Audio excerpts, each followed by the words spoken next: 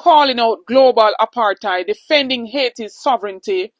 She carries the torch Jamaica dropped when she speaks about imperial powers creating a death sentence for us. The world listens. When Jamaica speaks, if it speaks, the world yawns.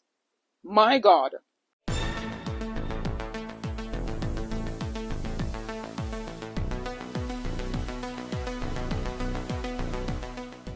Blessings, ABR family and viewers. Welcome back to the channel. It's your girl, Isabel Rose. And in this one, a spineless move by Jamaica at the United Nations General Assembly 80th meeting, as well as the JCF says they will not be dictated to as it relates to body-worn cameras. Please stay tuned for the details at hand. Don't forget to like, share, and subscribe to the channel. Also, remember to support the channel membership. Only a small fee per month to be a member of the Isabel Rose movement. You get star badges beside your name, member shout out, support the thing, become a member today. Thank you. Now, ABR family and viewers, we have seen the United Nations General Assembly, an 80th meeting being held in the United States of America.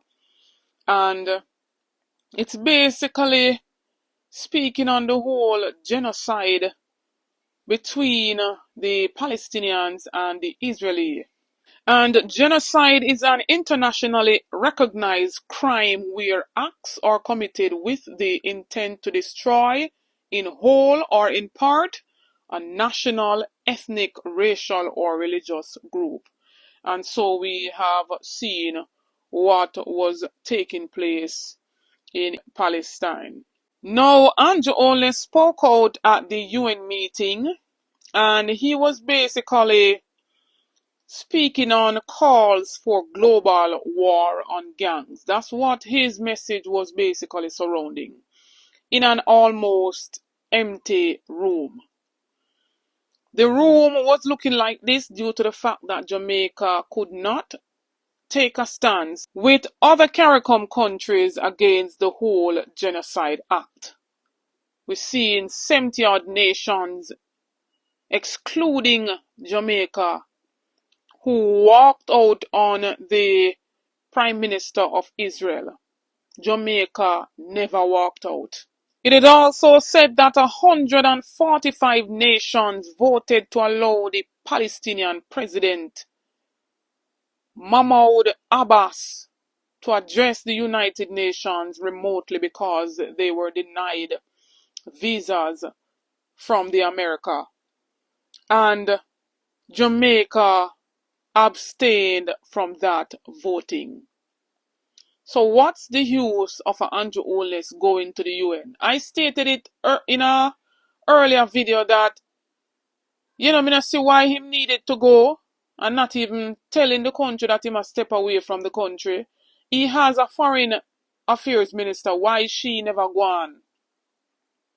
And in a instance like this, Anju, you should have did ton of your yard.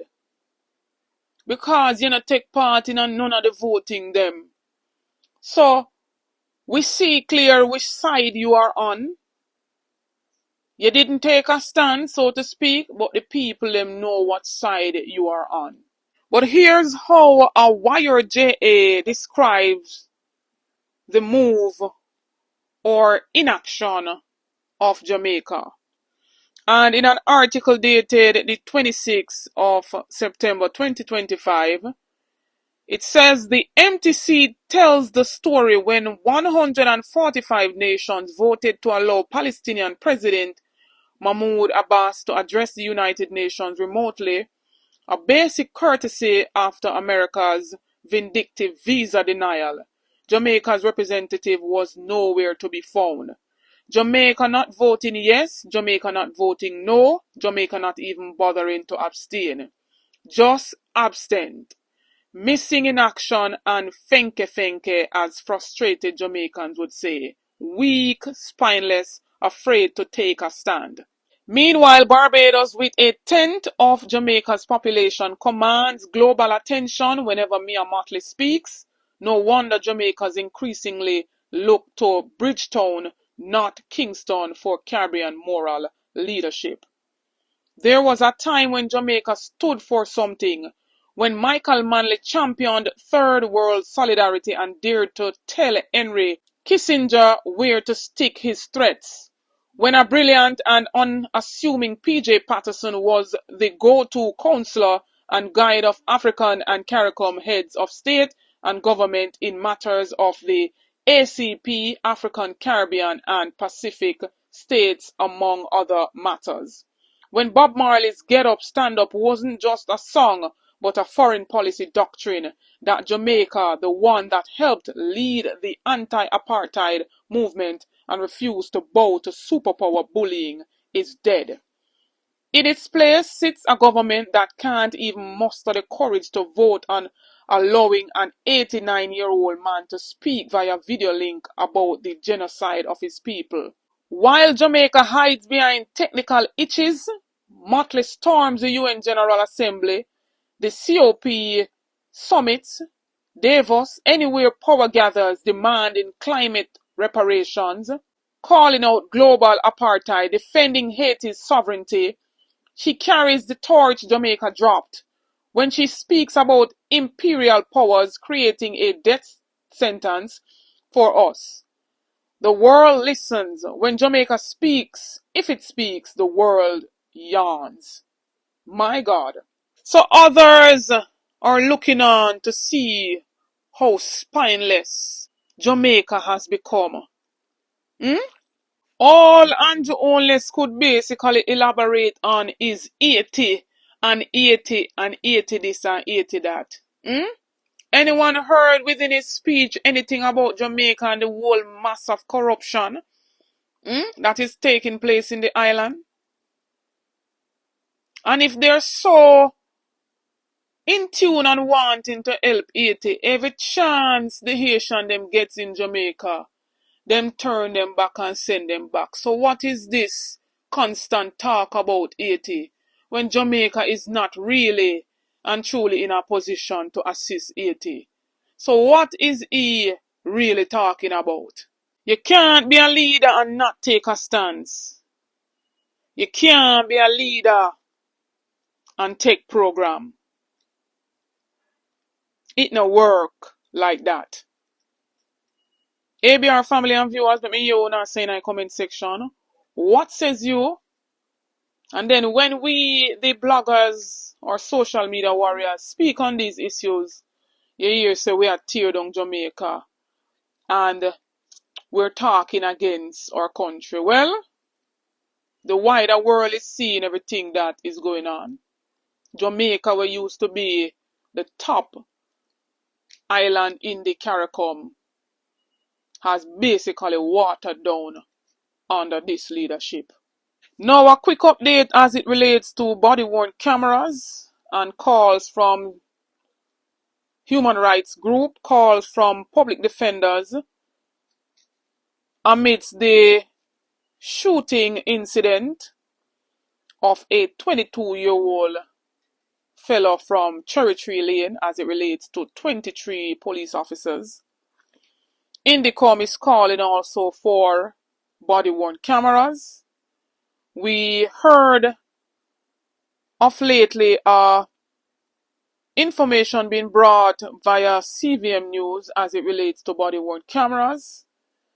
The police are complaining of a light, blinking on the body-worn camera, saying that, criminals will target them due to that blinking light on it. CVM News has acquired actual video of the device the police are shying away from using. Those under attack point to a glaring problem, a small red blinking light. While intended to signal transparency, officers say it could be a deadly giveaway, especially during nighttime raids in densely populated areas like tenement yards. The light, they argue, acts as a beacon in low-light conditions, exposing their position and placing a target squarely on their chest. CVM News was informed that most tactical entries happen under the cover of darkness. But as this video shows, from a criminal's perspective, the blinking light could be the only thing they need to aim at. And as the debate continues, some demand answers around the matter: accountability versus officer safety. For those on the front lines, the stakes couldn't be higher. But again, the question surfaces: what's the true cost of transparency? We now heard from the JCF basically letting the human rights group know that they will not be dictated to, and it quotes, "Let it be clearly stated, the JCF will not be dictated to by Jamaicans for Justice, the Independent Commission of Investigations at INDECOM, or any other group on matters of operational deployment of body-worn cameras or any other internal operational strategies." But then again, who did Eve not try to dictate to them as it relates to, deployment and operations of body-worn cameras? The bottom line of it all, they have wasted our taxpaying dollars to purchase the body-worn cameras because, in my opinion, they don't want to be held accountable for nothing. Let us go back to last year to prove the point of what the Minister of National Security said about the body-worn cameras and police being in hot pursuit. In homicide situation, which is being emphasized by both some public interests and individuals, and it's their right to do so on INDECOM. It's of very little value. If you get in combat with a camera on your chest, first of all, you're going to die behind it because you're being shot at, because they fell off, they got knocked off, and they have very little value in those situations. So the first person we're equipping are the PSTB formation, which is dealing with the public in public order. It is of very little value. You don't need to be an expert to understand it. You put a helmet, a camera on your chest, you start shooting at somebody. First they start shooting at you, you're going to die for cover. So that has to be borne in mind. We take the comments from the INDECOM, we examine them, and have the meeting with the leadership to discuss that. We have many enhanced security measures out there. The legislature itself, as a specific entity which has been described in policy, is awaiting further research by the lawyers. But as far as enhanced security measures and the future formations, increase the redevelopment of the highway patrol, the focus on gangs, increase intelligence activity, both technologically and human resources, are a suite of activities that are enhanced security measures. And so if they're going to speak like that, will we ever get any form of accountability, any form of transparency as it relates to the hierarchy of the JCF? Only be the judge of all of that. Let me know in the comment section what says you. But I must say to those who have lost their lives innocently and for those who have been targeted innocently, may justice be your portion. And for those who have passed innocently, may their souls rest in peace, and condolences to the family. Please drop your honest opinion and let us continue the discussion. Don't forget to like, share, and subscribe to the channel on the road to 50K and more. Help me to get there. Get this video to at least 10,000 likes. Stay tuned for more videos. Stay tuned for more updates. Big up on yourself.